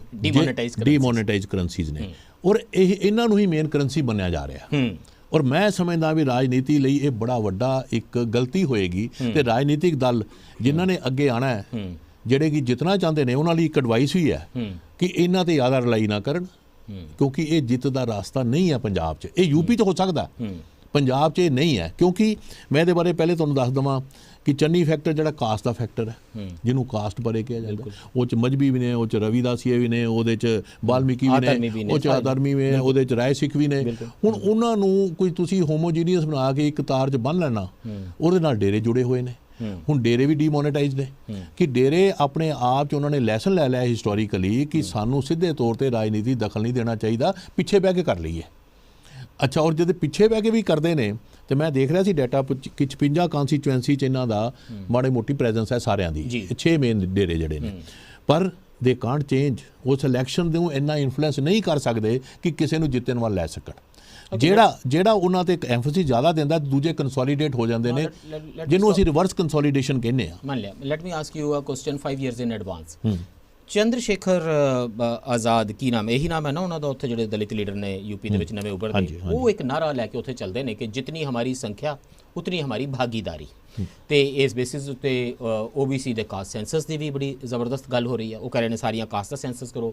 ਲੋਕ ਇਹ ਡਿਮਾਂਡ ਕਰ ਰਹੇ ਨੇ ਕਿ ਜਿਹੜਾ ਸੋਸ਼ੀਓ ਇਕਨੋਮਿਕ ਕਾਸਟ ਸੈਂਸਸ ਜਿਹੜਾ ਕਰਵਾਇਆ ਸੀ ਸੈਂਟਰ ਨੇ, ਉਹਦਾ ਡਾਟਾ ਤੁਸੀਂ ਬਾਹਰ ਲਿਆਓ। ਸੈਂਟਰ ਬਾਰ-ਬਾਰ ਸੁਪਰੀਮ ਕੋਰਟ ਨੂੰ ਦੱਸ ਚੁੱਕਿਆ ਕਿ ਅਸੀਂ ਉਹ ਡਾਟਾ ਸੀਕ੍ਰੇਟ ਰੱਖਾਂਗੇ। ਜੇ ਅਸੀਂ ਯੂਪੀ ਵਰਗੀ ਪੋਲਿਟਿਕਸ ਪੰਜਾਬ ਵਿੱਚ ਕਰਦੇ ਰਹੇ, ਕੀ ਡਾਊਨ ਦਾ ਲਾਈਨ ਤੇ ਡੇਰਿਆਂ ਦੇ ਵਿੱਚ ਰਾਤਾਂ ਗੁਜ਼ਾਰਨ ਦਾ ਵੀ ਫੈਸ਼ਨ ਆ ਗਿਆ? ਕੀ ਡਾਊਨ ਦਾ ਲਾਈਨ ਜਿਤਨੀ ਹਮਾਰੀ ਸੰਖਿਆ ਉਤਨੀ ਹਮਾਰੀ ਭਾਗੀਦਾਰੀ ਵਾਲੀ ਕੋਈ ਗੱਲਬਾਤ ਪੰਜਾਬ ਦੇ ਵਿੱਚ ਮੈਂ 5 ਸਾਲਾਂ ਬਾਅਦ ਸੁਣਨ ਲੱਗ ਜਾਵਾਂਗਾ? SP ਜੀ, ਤੁਸੀਂ ਬੜਾ ਜ਼ੋਰ ਲਾ ਰਹੇ ਹੋ ਕਿ ਵੀ ਪੰਜਾਬ 'ਚ ਵੀ ਇਹ ਕਹਿਣ ਲੋਕ, ਮੈਂ ਤਾਂ ਅਗਲੇ 5 ਸਾਲਾਂ ਵਾਲੀ ਸਮਝਣਾ ਚਾਹ ਰਿਹਾ। ਨਹੀਂ, ਤੁਸੀਂ ਬੜਾ ਜ਼ੋਰ ਲਾ ਰਹੇ ਹੋ ਕਿ ਵੀ ਪੰਜਾਬ ਦੇ ਵਿੱਚ ਵੀ ਲੋਕੀ ਡਿਮਾਂਡ ਕਰਨ, ਪੋਲੀਟੀਕਲ ਪਾਰਟੀਆਂ ਵੀ ਕਾਸਟ ਸੈਂਸਸ ਪਬਲਿਕ ਕੀਤਾ ਜਾਏ। ਇੱਥੇ ਤਾਂ ਕੋਈ ਗੱਲ ਨਹੀਂ ਕਰਦਾ, ਮੈਂ ਇਸੇ ਕਰਕੇ ਮੈਂ ਤੁਹਾਨੂੰ ਇਸੇ ਕਰਕੇ ਗੱਲਬਾਤ ਨਹੀਂ ਹੋ ਰਹੀ ਕਿ ਪੰਜਾਬ 'ਚ ਉਹ ਮੁੱਦਾ ਹੀ ਨਹੀਂ, ਉਹ ਕੈਟੇਗਰੀ ਐਗਜ਼ਿਸਟ ਨਹੀਂ ਕਰਦੀ। ਕਰ ਵੀ ਲੈਣਗੇ ਤੇ ਕਿਸੇ ਨੇ ਉਹਨਾਂ ਵੱਲ ਦੇਖ ਕੇ ਉਹਨਾਂ ਨੂੰ ਵੋਟ ਨਹੀਂ ਪਾਣੀ। ਇਹ ਯੂਪੀ 'ਚ ਹੋ ਸਕਦਾ, ਪੰਜਾਬ 'ਚ ਨਹੀਂ ਹੋ ਸਕਦਾ। ਮੈਂ ਇਸੇ ਕਰਕੇ ਤਾਈਓ ਮਾਇਆਵਤੀ ਜੀ ਨੂੰ ਦੱਸਿਆ ਯੂਪੀ ਜਾਣਾ ਪਿਆ ਇੱਥੋਂ ਹਾਰ ਕੇ ਇਲੈਕਸ਼ਨ। ਪੰਜਾਬ ਉਹ ਧਰਤੀ ਨਹੀਂ ਹੈ। ਪੰਜਾਬ ਦਾ ਇੱਕ ਹੁਣ ਹਰਿਆਣਾ 'ਚ ਕਿਉਂਕਿ ਆਰਿਆ ਸਮਾਜ ਲੇਟ ਸਟੇਜ ਤੇ ਗਿਆ ਔਰ ਸਿੱਖੀਜ਼ਮ ਗਿਆ ਹੀ ਨਹੀਂ, ਉੱਥੇ ਹਾਲੇ ਵੀ ਤੁਹਾਨੂੰ ਕਾਸਟ ਮਿਲ ਜੂਗੀ, ਇੱਥੇ ਨਹੀਂ ਮਿਲੂਗੀ ਉਸ ਤਰ੍ਹਾਂ ਦੀ ਕਾਸਟ ਹੈਗੀ ਹੈ। ਡਿਵੀਜ਼ਨ ਹੈਗੇ ਨੇ, ਪਰ ਉਹ ਡਿਵੀਜ਼ਨ ਜਿਹੜੇ ਨੇ ਉਹ ਕਲਚਰਲ ਨੇ, ਉਹ ਜ਼ਿਆਦਾਤਰ ਪੋਲੀਟੀਕਲ ਨਹੀਂ ਹੈਗੇ, ਉਹ ਮਿਸ ਹੋ। ਅੱਛਾ, ਤੀਜੀ ਗੱਲ ਇਹਨਾਂ ਜਿਹੜੀ ਜੁੜੀ ਡਰੱਗਸ ਦੀ ਗੱਲ ਮੈਂ ਕਿਉਂ ਕਹਿ ਰਿਹਾ ਸੀ ਕਿ ਜਿਹੜੇ ਹੁਣ ਡਰੱਗਸ ਦਾ ਵੀ ਕਲਚਰ ਹੈ ਜਾਂ ਡੇਰਿਆਂ ਦਾ ਵੀ ਹੈਗਾ, ਉਹ ਸਾਰੇ ਜਿਹੜੇ ਡਰੱਗਸ ਵੀ ਜਿਹੜੀਆਂ ਆ ਉਹ ਵੈਂਡੇਟਾ ਪੋਲਿਟਿਕਸ ਦਾ ਹਿੱਸਾ ਤਾਂ ਹੈਗੀਆਂ, ਪਰ ਡਰੱਗ ਦੇ ਖਿਲਾਫ ਜਦੋਜਹਿਦ ਦਾ ਕੋਈ ਹਿੱਸਾ ਨਹੀਂ ਹੈ ਕਿ ਡਰੱਗਸ ਨੂੰ ਰੋਕਣਾ ਹੈ ਤੇ ਯੂਥ ਨੂੰ ਕਿੱਦਾਂ ਪ੍ਰੋਡਕਟਿਵ ਬਣਾਉਣਾ, ਉਹਨੂੰ ਕਿੱਦਾਂ ਹੈਲਦੀ ਲਾਈਫ ਵੱਲ ਲੈ ਕੇ ਜਾਣਾ, ਉਹਦੇ ਲਈ ਕੀ ਕੀ ਅਸੀਂ ਐਵਨਿਊ ਕ੍ਰੀਏਟ ਕਰਨੇ, ਉੱਤੇ ਤਾਂ ਕੋਈ ਸੋਚ ਨਹੀਂ ਹੈ। XYZ ਨੂੰ ਫੜ ਕੇ ਜੇਲ੍ਹ 'ਚ ਪਾਣਾ ਕਿ ਨਹੀਂ ਪਾਣਾ, ਬਸ ਇੰਨੀ ਗੱਲ ਹੈ ਨਾ। ਐਨਫੋਰਸਮੈਂਟ ਹੈ ਤੇ ਵੈਂਡੇਟਾ, ਇਹਦੇ 'ਚ ਵੋਟਾਂ ਕਿੰਨੀਆਂ ਨਿਕਲਣੀਆਂ, ਵੋਟਾਂ ਕਿੰਨੀਆਂ, ਬਸ ਇੰਨੀ। ਇੱਕ ਅੱਧੀ ਸੀਟ ਨਿਕਲਦੀ, ਅਸੀਂ ਕੰਮ ਨਹੀਂ ਕਰਨਾ ਕੋਈ, ਪਰ ਅਸੀਂ ਇੱਕ ਦੂਜੇ ਤੇ ਬਲੇਮ ਲੈ ਕੇ ਰਾਜਨੀਤੀ ਕਰਨੀ ਹੈ। ਮੈਂ ਇਹਨੂੰ ਬਲੇਮ ਓਰੀਐਂਟਿਡ ਰਾਜਨੀਤੀ ਜਿਹੜੀ ਹੈ ਮੈਂ ਬਿਲਕੁਲ ਨਹੀਂ ਸਮਝਦਾ ਪ੍ਰੋਡਕਟਿਵ ਹੈ। ਔਰ ਇਸੇ ਕਰਕੇ ਮੇਰਾ ਦੁਖਾਂਤ ਹੈ, ਮੈਂ ਸ਼ੁਰੂ ਇੱਥੋਂ ਕੀਤਾ ਸੀ ਕਿ ਅੱਜ ਮੈਨੂੰ ਇਹ ਲੱਗਦਾ ਹੈ ਵੀ ਕਿਸੇ ਲੈਵਲ ਤੇ ਜਿਹੜੀ ਇੱਕ ਰਾਜਨੀਤੀ ਪ੍ਰੋਗਰੈਸਿਵ ਹੈ ਜਿਹਦੇ 'ਚ ਤੁਸੀਂ ਇਸ਼ੂ ਰੇਜ਼ ਕਰਦੇ ਹੋ। ਔਰ ਮੈਂ ਇੱਥੇ ਇੱਕ ਗੱਲ ਕਹਿ ਦੇਣਾ ਚਾਹੁੰਦਾ ਕਿ ਮੈਂ ਪਿੱਛੇ 1-2 ਡਿਬੇਟ ਸੁਣੇ ਨੇ ਜਿਹਦੇ 'ਚ ਕਾਂਗਰਸ ਦੇ ਕੁਝ ਲੀਡਰ ਉਹ ਵੀ ਗੱਲ ਕਰ ਰਹੇ ਨੇ ਕਿ ਪੰਜਾਬ ਦੇ ਵਿੱਚ ਮੁੱਦੇ ਹੋਣੇ ਚਾਹੀਦੇ ਨੇ। ਸੁਨੀਲ ਜਾਖੜ ਆਪਣੀ ਕਈ ਟਵੀਟ ਕਰਦੇ ਨੇ, ਸੁਵੀਰ ਬਾਦਲ ਆਪਣੀ ਕਈ ਜਿਹੜੀ ਗੱਲਾਂ 'ਚ ਹੁਣ ਡਿਵੈਲਪਮੈਂਟ ਦੀ ਗੱਲ ਕਰਦੇ ਨੇ। ਇਹਨਾਂ ਕੈਂਡੀਡੇਟ ਚੈਟਸ ਹੈ ਬਹੁਤ ਲੋਕੀ ਕਹਿੰਦੇ ਨੇ ਰਿਫਾਰਮਸ ਦੀ ਗੱਲ ਵੀ ਹੁੰਦੀ ਹੈ, ਉਹ ਹੋ ਰਹੀ ਹੈ, ਪਰ ਉਹ ਮੇਨ ਸਟ੍ਰੀਮ ਨਹੀਂ ਹੋ ਰਹੀ। ਮੇਰਾ ਕਹਿਣ ਦਾ ਮਤਲਬ ਇਹ ਹੈ ਕਿ ਵੀ ਉਹਨਾਂ ਨੂੰ ਮੇਨ ਸਟ੍ਰੀਮ ਕਰਨ ਦੀ ਲੋੜ ਹੈ ਔਰ ਜ਼ਿਆਦਾਤਰ ਬਹੁਤਾ ਡਰ ਕੇ ਵੀ ਬਹਿਣ ਦੀ ਲੋੜ ਨਹੀਂ। SP ਜੀ, ਬਹੁਤਾ ਘਬਰਾਓ ਨਾ, 5 ਸਾਲ ਬਾਅਦ ਇੰਨਾ ਵੱਡਾ ਪ੍ਰੋਜੈਕਟ ਨਿਗੇਟ ਨਹੀਂ ਹੁੰਦਾ। ਚਲੋ 5 ਸਾਲ ਬਾਅਦ ਨਹੀਂ ਤਾਂ ਕੁਝ ਘੰਟਿਆਂ ਬਾਅਦ ਦਾ ਪੁੱਛ ਲੈਣਾ। ਕੁਝ ਘੰਟੇ ਰਹਿ ਗਏ ਨੇ, ਯੂਨੀਅਨ ਬਜਟ ਆਉਣ ਵਾਲਾ।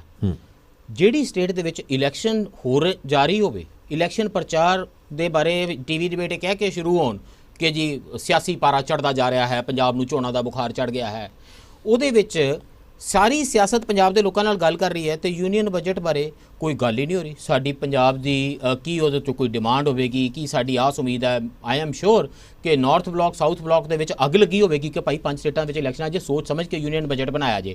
ਤੇ ਹੁਣ ਖਬਰਾਂ ਇਹ ਇੱਕ ਅੱਧਾ ਦਿਨ ਹੋਰ ਬੀਤ ਜਾਂਦੋ ਤੇ ਪੂਰੇ ਸਮਝ ਆ ਜਾਏਗਾ ਕਿ ਬੈਡ ਬੈਂਕ ਕੀ ਬਲਾ ਹੁੰਦੀ ਹੈ ਤੇ ਉਹਦੇ ਵਿੱਚ ਕਿਵੇਂ ਘਾਟੇ ਦੇ ਸਾਰੇ ਸੌਦੇ ਉੱਥੇ ਮੂਵ ਕਰ ਦਿੱਤੇ ਜਾਂਦੇ ਨੇ ਤੇ ਬੈਂਕਾਂ ਦੇ ਸਾਰੇ ਰਿਕਾਰਡ ਕਲੀਅਰ ਹੋ ਜਾਂਦੇ ਨੇ। ਜੋ ਇਹ ਬਣ ਰਿਹਾ ਹੈ ਨੈਸ਼ਨਲ ਕੈਪੀਟਲ ਰੀਕਨਸੀਲੀਏਸ਼ਨ ਕੰਪਨੀ ਜੀ ਬਣਾ ਰਹੇ ਨੇ, ਬੇਸਿਕਲੀ ਇਹਦਾ ਮਤਲਬ ਹੈ ਕਿ ਇਹ ਹਜ਼ਾਰਾਂ ਕਰੋੜ ਰੁਪਏ ਜਿਨ੍ਹਾਂ ਨੇ ਖਾ ਲਏ, ਉਹਨਾਂ ਨੇ ਡਕਾਰ ਮਾਰ ਲਿਆ, ਹੁਣ ਭੁੱਲ ਜਾਓ। ਤੇ ਇਹਦੀ ਸਿਆਸਤ ਵਿੱਚ ਕੋਈ ਗੱਲ ਨਹੀਂ ਹੋ ਰਹੀ। ਨਾਟ ਓਨਲੀ ਦੈਟ, ਆਪਾਂ ਇਹ ਗੱਲ ਕੀਤੀ ਕਿ ਕੋਵਿਡ ਬਾਰੇ ਕੋਈ ਗੱਲ ਨਹੀਂ ਹੋ ਰਹੀ, ਦੇ ਪੂਰੇ ਦੇਸ਼ ਦੇ ਵਿੱਚ ਹੇਟਰਡ ਦੇ ਪੂਰੇ ਨੈਰੇਟਿਵ ਨੂੰ ਲੈ ਕੇ ਇੱਕ ਗੱਲ ਹੋ ਰਹੀ ਹੈ। ਸਿਆਸਤ ਦੋ ਧਿਰਾਂ ਵਿੱਚ ਵੰਡੀ ਪਈ ਹੈ। ਪੰਜਾਬ ਦੇ ਵਿੱਚ ਇਹਦੀ ਕੋਈ ਗੱਲ ਨਹੀਂ ਹੁੰਦੀ ਹੈ, ਕਿਸੇ ਕਿਸਮ ਦੀ ਮੁਸਲਮਾਨ ਨਾਲ ਕੁਝ ਹੋ ਜਾਵੇ ਅਸੀਂ ਇਹਦੀ ਗੱਲ ਕਰਨ ਤੋਂ ਇਨਕਾਰੀ ਹਾਂ। ਧਰਮ ਸੰਸਦ ਵਿੱਚ ਕੋਈ ਕੁਝ ਕਹਿ ਦੇਵੇ, ਕੋਈ ਵੀ ਪੋਲੀਟੀਕਲ ਪਾਰਟੀ ਇੱਥੇ ਉਹ ਨਹੀਂ ਬੋਲਦੀ। ਰਾਹੁਲ ਸਾਹਿਬ ਦੇ ਬੰਦੇ ਉਹ ਨਹੀਂ ਬੋਲਦੇ ਰਾਹੁਲ ਗਾਂਧੀ ਦੇ, ਜੋ ਰਾਹੁਲ ਗਾਂਧੀ ਟਵੀਟ ਕਰਦੇ ਨੇ। ਪੰਜਾਬ ਨੇ ਦੇਸ਼ ਦੇ ਵਿੱਚ ਹੋ ਰਹੀ ਆਪਣੀਆਂ ਅੱਖਾਂ ਸਾਹਮਣੇ ਸਿਆਸਤ ਤੋਂ ਆਪਣੀਆਂ ਅੱਖਾਂ ਕਿਉਂ ਮੀਚੀਆਂ ਹੋਈਆਂ? ਦੇਖੋ ਗੱਲ ਇਹ ਹੈ, ਮੈਂ ਇੱਕ ਗੱਲ ਪਹਿਲੇ ਵੀ ਕਹੀ ਹੈ ਕਿ ਜਦੋਂ ਖਾਲੀ ਤੁਸੀਂ ਪੰਜਾਬ ਡਿਵੈਲਪਮੈਂਟ ਮਾਡਲ ਜਾਂ ਪੰਜਾਬ ਦਾ ਦਰਦ, ਤੁਸੀਂ ਲੋਕਾਂ ਦੇ ਦਰਦ ਦੀ ਗੱਲ ਕਰੋਗੇ ਤੇ ਸਾਰਾ ਕੁਝ ਆ ਜਾਏਗਾ। ਪਰ ਜੇ ਤੁਸੀਂ ਕਹੋ ਜੀ ਪੰਜਾਬ ਦਾ ਦਰਦ ਹੈ, ਪੰਜਾਬ ਦਾ ਕੀ ਦਰਦ, ਕਿਹਦਾ ਦਰਦ? ਮੈਂ ਪਹਿਲੇ ਵੀ ਇਹ ਗੱਲ ਕਹੀ ਹੈ, ਜੇ ਲੋਕਾਂ ਦਾ ਦਰਦ ਹੋਏਗਾ ਤੇ ਤੁਸੀਂ ਕੋਵਿਡ ਦੀ ਗੱਲ ਵੀ ਕਰੋਗੇ, ਹੈਲਥ ਦੇ ਸਿਸਟਮ ਨੂੰ ਇੰਪਰੂਵ ਕਰਨ ਦੀ ਗੱਲ ਵੀ ਕਰੋਗੇ। ਤੁਸੀਂ ਜੇ ਲੋਕਾਂ ਦਾ ਦਰਦ ਹੋਏਗਾ ਤਾਂ ਕਿਸਾਨੀ ਨੂੰ ਜਿਹੜਾ ਕ੍ਰਾਈਸਿਸ 'ਚ ਫਸੀ ਹੋਈ ਹੈ, ਡੈਟ 'ਚ ਫਸੀ ਹੋਈ ਹੈ, ਸੁਸਾਈਡ ਕਰਦੀ ਹੈ, ਇਨਕਮ ਲੈਵਲ ਉਹਨੇ ਥੱਲੇ ਜਾ ਰਹੇ ਨੇ, ਪਾਣੀ ਦਾ ਵਾਟਰ ਲੈਵਲ ਥੱਲੇ ਜਾ ਰਿਹਾ ਹੈ, এনवायरमेंट ਕ੍ਰਾਈਸਿਸ ਪੰਜਾਬ 'ਚ ਆ ਰਿਹਾ। ਅਗਲੇ 21 ਸਾਲਾਂ 'ਚ ਕਹਿੰਦੇ ਨੇ ਪੰਜਾਬ ਨੇ ਬਿਲਕੁਲ ਪਾਣੀ ਖਤਮ ਹੋ ਜਾਣਾ, ਉਹ ਗੱਲਾਂ ਦੀ ਚਰਚਾ ਹੁੰਦੀ। ਅੱਛਾ, ਉਹਦੇ 'ਚ ਤੁਸੀਂ ਜਿਹੜੀ ਛੋਟੀ ਇੰਡਸਟਰੀ ਹੈ ਜਿਹਦੀ ਖਤਮ ਹੋ ਰਹੀ, ਨਾ ਟੈਕਨੋਲੋਜੀ ਹੈ ਨਾ ਉਹ 'ਚ ਸਕਿੱਲ ਅਪਗ੍ਰੇਡੇਸ਼ਨ ਹੋ ਰਹੀ ਹੈ, ਉਹਦੀ ਗੱਲ ਕਰਦੇ। ਪਾਪੜਵੜੀਆਂ ਇੰਡਸਟਰੀ ਨੂੰ 300 ਪਿੰਡਾਂ ਦੇ ਵਿੱਚ ਵੀ ਜੇ ਤੁਸੀਂ ਉਹਨੂੰ ਕੋਆਪਰੇਟਾਈਜ਼ ਕਰਦੇ ਹੋ ਤੇ 골ਡਨ ਸਿਟੀ ਬਣ ਜਾਂਦਾ ਅੰਮ੍ਰਿਤਸਰ। ਰੀਅਲ ਸੈਂਸ 'ਚ 300 ਕਰੋੜ ਦਾ ਟ੍ਰੇਡ ਹੋ ਸਕਦਾ। ਤੇ ਇਹ ਮੁੱਦੇ ਜਿਹੜੇ ਹੈਗੇ ਨੇ ਨਿਜਤ ਦੇ ਬਣੇ ਮਾਡਲ ਨੇ ਅਸੀਂ ਫੋਲੋ ਨਹੀਂ ਕਰ ਸਕਦੇ ਤੇ ਅਸੀਂ ਨਹੀਂ। ਮੈਂ ਇਸ ਕਰਕੇ ਤੁਹਾਨੂੰ ਇਹ ਕਹਿ ਰਿਹਾ ਵੀ ਇਹ ਜਿਹੜੇ ਸਾਰੇ ਮੁੱਦੇ ਨੇ, ਇਹਨਾਂ ਮੁੱਦਿਆਂ ਤੇ ਚਰਚਾ ਜਿਹੜੀ ਹੈ ਉਹ ਨਹੀਂ ਹੋ ਰਹੀ, ਕਿਉਂਕਿ ਆਸਾਨ ਰਸਤਾ ਵਿਨੇਬਿਲਿਟੀ ਦਾ ਜਿਹੜਾ ਹੈ ਉਹ ਉਸ ਤਰ੍ਹਾਂ ਦੀ ਆਈਡੀਓਲੋਜੀ ਦੇ ਨਾਲ ਹੈ ਜਿਹੜੀ ਕਿ ਪੋਲਰਾਈਜ਼ਿੰਗ ਆਈਡੀਓਲੋਜੀ ਹੈ, ਜਿਹੜੀ ਕਿ ਜਿਵੇਂ ਤੁਸੀਂ ਬਿਲਕੁਲ ਠੀਕ ਸ਼ੁਰੂ 'ਚ ਕਿਹਾ ਕਿ ਇਹ ਯੂਪੀ ਵਰਗਾ ਜਿਹੜਾ ਫਰੇਮਵਰਕ ਹੈ ਉਹਨੂੰ ਲਾ ਕੇ ਉਹ ਆਸਾਨ ਰਸਤਾ ਹੈ, ਉਹ 'ਚ ਕੋਈ ਪਰਫਾਰਮੈਂਸ ਨਾ ਦਿਖਾਉਣ ਦੀ ਲੋੜ ਹੈ, ਪ੍ਰੋਮਿਸ ਕਰਨ ਦੀ ਲੋੜ ਹੈ। ਤੁਸੀਂ ਪ੍ਰੋਮਿਸ ਕਰਦੇ ਹੋ ਵੀ ਅਸੀਂ ਕਰਾਂਗੇ। ਯੂਪੀ ਵਰਗੀ ਗੱਲ ਕਰੋ, ਫਰੈਂਚਾਈਜ਼ੀ ਮਾਡਲ ਹੋ ਜਾਏ, ਮੈਨਿਊਜ਼ ਲੈ ਆਓ ਆਪਣੇ ਇਲੈਕਸ਼ਨ ਦੇ ਵਿੱਚ ਤੇ ਲੋਕਾਂ ਤੋਂ ਟਿਕਮਾ ਕਰਵਾਓ। ਨਹੀਂ ਤਾਂ ਪੈਂਡੈਮਿਕ ਦੀ ਗੱਲ ਕਰਦੇ, ਕੋਵਿਡ ਦੀ ਗੱਲ ਕਰਦੇ, ਜਿਹੜੇ ਚਿਹਰਿਆਂ ਦੇ ਮਾਸਕ ਬੰਨੀ ਫਿਰਦੇ ਉਹਦੀ ਗੱਲ ਕਰਦੇ, ਜਾਂ ਇਹਦੀ ਗੱਲ ਕਰਦੇ ਕਿ ਆਕਸਫੈਮ ਨੇ ਜਾ ਕੇ ਡੈਵੋਸ ਦੇ ਵਿੱਚ ਹੁਣ ਦੱਸ ਦਿੱਤਾ ਹੈ ਕਿ ਹਿੰਦੁਸਤਾਨ ਦਾ ਸੁਪਰ ਰਿਚ ਨੇ ਖਰਬਾਂ ਹੋਰ ਕਮਾ ਲਏ ਨੇ, ਤੇ ਜਿਹੜਾ 84% ਇੰਡੀਅਨ ਹਾਊਸ ਹੋਲਡਸ, ਹਿੰਦੁਸਤਾਨ ਦੇ 84% ਜਿਹੜੇ ਪਰਿਵਾਰ ਨੇ ਉਹਨਾਂ ਦੀ ਇਨਕਮ ਪਹਿਲਾਂ ਤੋਂ ਜ਼ਿਆਦਾ ਗਿਰ ਗਈ ਹੈ। ਪਿਊ ਦਾ ਸਰਵੇ ਦੱਸ ਰਿਹਾ ਹੈ ਕਿ ਹਿੰਦੁਸਤਾਨ ਦੇ ਵਿੱਚ ਗਰੀਬਾਂ ਦੀ ਜਿਹੜੀ ਸੰਖਿਆ ਹੈ ਉਹ 2020 ਦੇ ਮੁਕਾਬਲੇ 2021 ਵਿੱਚ ਡਬਲ ਹੋ ਗਈ ਹੈ। 55 ਮਿਲੀਅਨ ਤੋਂ 120 ਮਿਲੀਅਨ ਹੋ ਗਈ ਹੈ। 55 ਮਿਲੀਅਨ ਤੋਂ 120 ਮਿਲੀਅਨ ਹੋ ਜਾਣ, ਗਰੀਬਾਂ ਦੀ ਸੰਖਿਆ ਹੋ ਜਾਵੇ ਦੁਗਣੀ ਤੇ ਇਹ ਸਿਆਸਤ ਦਾ ਹਿੱਸਾ ਨਾ ਹੋਵੇ। ਸਭ ਤੋਂ ਜ਼ਿਆਦਾ ਆਤਮ ਹੱਤਿਆਵਾਂ ਇਸ ਸਾਲ ਦੇ ਵਿੱਚ ਦੇਸ਼ ਦੇ ਵਿੱਚ ਡੇਲੀ ਵੇਜਸ ਨੇ ਕੀਤੀਆਂ, ਜਿਹੜੇ ਰੋਜ਼ ਦਿਹਾੜੀ ਕਰਦੇ ਨੇ। ਇਹ ਤੁਹਾਡੀ ਸਿਆਸਤ ਦਾ ਮੁੱਦਾ ਨਹੀਂ। ਤੁਹਾਡੀ ਸਿਆਸਤ ਦਾ ਮੁੱਦਾ ਇਹ ਹੈ ਕਿ ਕਿਸ ਨੂੰ ਫੜ ਕੇ ਜੇਲ੍ਹ 'ਚ ਪਾਇਆ ਜਾਵੇ, ਕਿੰਨੇ ਦੀ ਰੇਤੇ ਦੀ ਟਰਾਲੀ ਤੁਹਾਨੂੰ ਦੇ ਦਾਂਗੇ ਤੇ ਤੁਹਾਨੂੰ ਮੈਨਿਊ ਕਾਰਡ ਭੇਜ ਰਹੇ ਹਾਂ, ਦੱਸੋ ਅਸੀਂ ਕੀ ਚਾਹੀਦਾ, ਫਟਾਫਟ ਅਸੀਂ ਹੱਲ ਲੈ ਕੇ ਆ ਰਹੇ ਹਾਂ। ਜੇ ਇਹ ਤੁਹਾਡੀ ਸਿਆਸਤ ਹੈ ਤਾਂ ਜਿਹੜੇ ਰੋਜ਼ ਟੀਵੀ ਤੇ ਡਿਬੇਟ ਹੁੰਦੇ ਨੇ ਜੰਮ ਕੇ ਦੇਖਦੇ ਰਹੋ, ਇਹ ਤੁਹਾਨੂੰ ਬਹੁਤ ਹੀ ਵਧੀਆ ਲੱਗਣਗੇ। ਤੇ ਜੇ ਮਨ ਥੋੜਾ ਜਿਹਾ ਉਦਾਸ ਹੈ ਤਾਂ ਇੱਕ ਕਾਗਜ਼ ਦੇ ਉੱਤੇ ਇਹਨਾਂ ਦੇ ਨਾਮ ਲਿਖੋ, ਜਿਹੜੀਆਂ ਚੋਇਸਿਸ ਤੁਹਾਡੇ ਸਾਹਮਣੇ ਆ, ਗੋਡਿਆਂ ਵਿੱਚ ਸਿਰ ਦੇ ਕੇ ਅੱਧਾ ਘੰਟਾ ਰੋ ਲਵੋ। ਉਸ ਤੋਂ ਬਾਅਦ ਜਿਹਨੂੰ ਵੋਟ ਪਾਣੀ ਪਾ ਲੈਣਾ, ਜਿਹਨੂੰ ਗਾਲਾਂ ਕੱਢਣੀਆਂ ਕੱਢ ਦੇਣਾ। ਘੱਟੋ ਘੱਟ ਜ਼ਿੰਦਗੀ 'ਚ ਕਹਿ ਸਕੋਗੇ ਕਿ ਐਟਲੀਸਟ ਅੱਧਾ ਘੰਟਾ, ਜ਼ਿੰਦਗੀ ਦੇ ਵਿੱਚ ਅੱਧਾ ਘੰਟਾ ਪੰਜਾਬ ਦੇ ਮੁੱਦਿਆਂ ਬਾਰੇ ਤੁਹਾਡਾ ਜਿਹੜਾ ਰੱਦੇ ਅਮਲ ਸੀ ਇਹ ਬੜਾ ਇਮਾਨਦਾਰ ਸੀ। ਤੁਸੀਂ ਇਹ ਨਾਮ ਦੇਖ ਕੇ ਗੋਡਿਆਂ 'ਚ ਸਿਰ ਦੇ ਕੇ ਰੋਏ ਵੀ ਸੀ। ਅੱਜ ਲਈ ਇੰਨਾ ਹੀ। ਧੰਨਵਾਦ ਤੇ ਰੱਬ ਰਾਖਾ।